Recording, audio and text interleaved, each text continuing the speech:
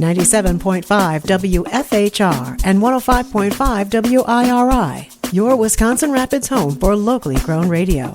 Here's your Daily News Roundup. For WFHR and WIRI News, I'm Melissa Kay.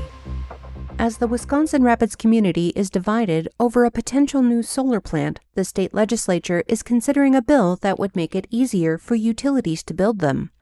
Commonly referred to as the Community Solar Bill, Senate Bill 559 would give local government some control while expanding energy options. The Committee on Transportation and Local Government heard public comment on Tuesday. Zach Hill is Senior Public and Community Affairs Manager at Alliant Energy. And while SB 559 would provide local governments with more approval authority, advocates of the bill won't tell you that because this bill does not allow utilities to own projects under the new program. He says local governments would then miss out on utility aid payments or shared revenue payments. Joel Haubrick is a manager with WEC Energy Group, the parent company of We Energies. He says the bill allows a developer to open up a facility with only 3 subscribers, and the utility would be required to purchase the unused subscriptions for up to 2 years. That's our biggest concern. Is it's a mandate to purchase. It's a mandate to purchase at a higher price. Carl Rabigo operates an energy consultancy, Rabigo Energy LLC, out of Colorado.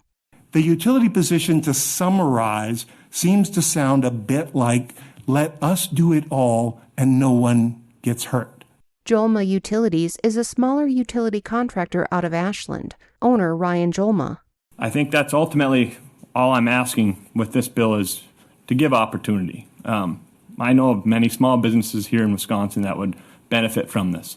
Will Flanders with the Wisconsin Institute for Law and Liberty speaking in favor of the bill. It's not a silver bullet, but it is a smart, conservative, free market tool that strengthens our grid, expands consumer choice, and respects local control and property rights. Together, we will continue to be the voice for Evan, Riley, Braden, Carter, Daniel. That's the voice of Braden Ryan, Bone's mother, Brittany Bird. Jordan, She's reading the names Rohan, of sextortion Gavin, victims. Denal, 15-year-old Braden William, Bone was a student at James, D.C. Everest High School. Walker, He took his own life in Taylor, March after being targeted by a sexual extortion ring. Through our tragedy, we have found some of the strongest and most resilient parents anyone could imagine. We've gained an entire community's support. We've all come together to recognize what is most important, the safety of our children. According to a report released last year by the FBI, there has been an at least 20% increase in sextortion crimes targeting children. Between October 2021 and March 2023, federal officials say they received more than 13,000 reports of online financial sextortion, involving at least 12,600 victims. Those cases have led to at least 20 suicides.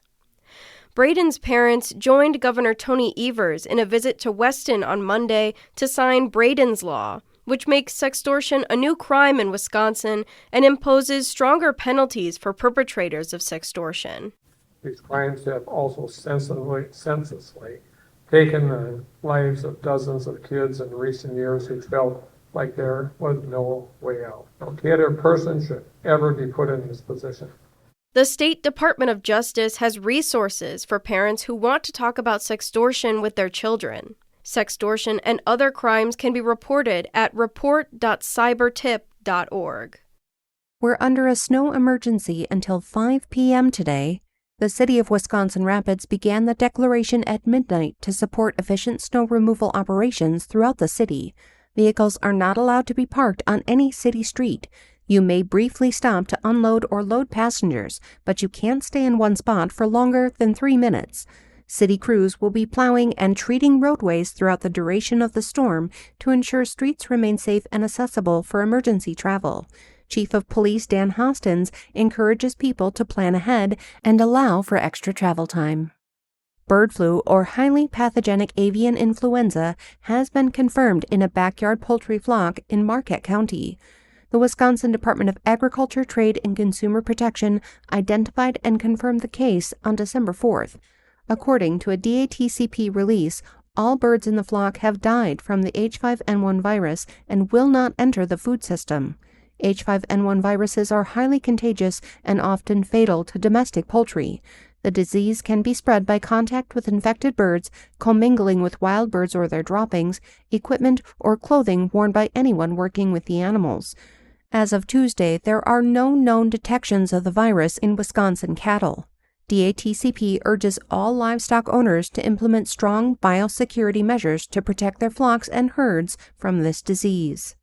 If you're planning to go out on the ice, the Wisconsin DNR is encouraging extra caution in the early ice season. They say no ice is safe ice, and it's important to stay alert to rapidly changing ice conditions found in the early parts of winter. The DNR doesn't monitor ice conditions, but local fishing clubs, outfitters, and bait shops likely do. They are the best sources for local current ice conditions. I'm Melissa Kay for WFHR and WIRI News.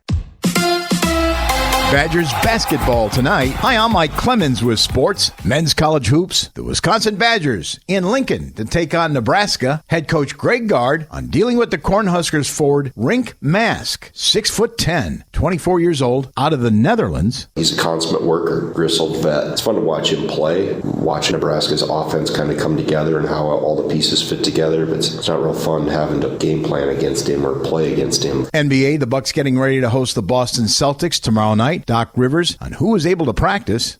Everybody other than Giannis and AJ Green. NFL, the Packers installing a game plan for their trip to Denver to face the Broncos. At the baseball meetings in Florida, a lot of teams interested in trading for Brewers ace Freddie Peralta, Brewers manager Pat Murphy. I watched some of these contracts out there, and he's due to be a wealthy man, have a lot of acreage if he wants it, maybe beachfront acreage, multiple islands. That's Pat Murphy with Sports. I'm Mike Clemens. A little lingering snow and wind early on, and then just mostly cloudy with a high right around 26 here today. Tonight, partly cloudy. We're going to drop down to the lower single digits, right around 2 above. Tomorrow, sunshine with a high of 18. I'm meteorologist Sean Cable. That's your Wisconsin Rapids News Roundup from WIRI and WFHR, locally grown radio. Find more news anytime at WFHR.com and WIRI.FM. Subscribe to this podcast on Spotify, Apple, or wherever you find your podcasts.